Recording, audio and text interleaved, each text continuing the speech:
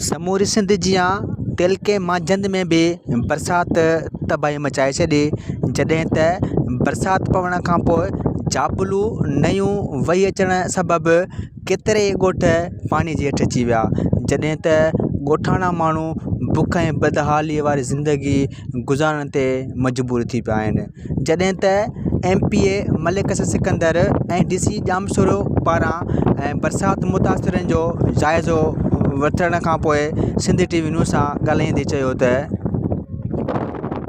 बिल्कुलु मुतासिर थिया आहिनि ऐं उहे दोस्त सां गॾु हिते बीठा आहिनि ऐं तमामु घणो नुक़सानु थियो ऐं इंशाअल्लाह उन्हनि खे रेस्क्यू बि कंदासीं, उन्हनि खे बेड़ियूं बि ॾींदासीं, उन्हनि खे जेके उते रहियो वेठा उन्हनि खे टेंट्स बि ॾींदासीं ऐं राशन बि पहुचाईंदासीं। न टेंट असांजा बाक़ाइदा अचनि पिया, राति बि असां कुझु टेंट ॾिना आहिनि। असांजा टेंट हींअर कुझु अचनि पिया, तक़रीबन 700-800 टेंट राति ताईं कोशिशि करे हिननि खे ॾींदासीं।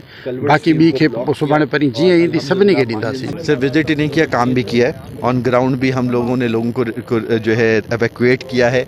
ये यूसी शाह वेस्ट करनी के जिस पॉइंट पे हम खड़े हैं, यहाँ पर आगे 8 से 10 बड़े गोट और 15-20 छोटे गोट मुतासर हुए हैं।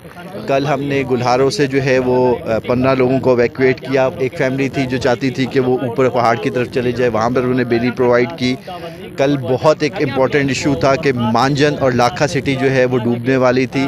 पूरे ऑल अलॉन्ग इंडस हाईवे हमने कल्वर्ट्स को विदिन 4 आवर्स जो है रिकॉर्ड टाइम फ्रेम में प्लेस किया। Sindh government honourable chief minister Sindh की डायरेक्शन पे हमारे मुकामी स्टेक होल्डर्स के साथ MPA साहब के साथ हम लोग ऑन ग्राउंड है।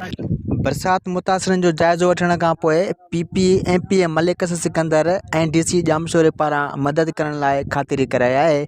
Muharram ख़ासकेली, Sindh TV news, मांझन।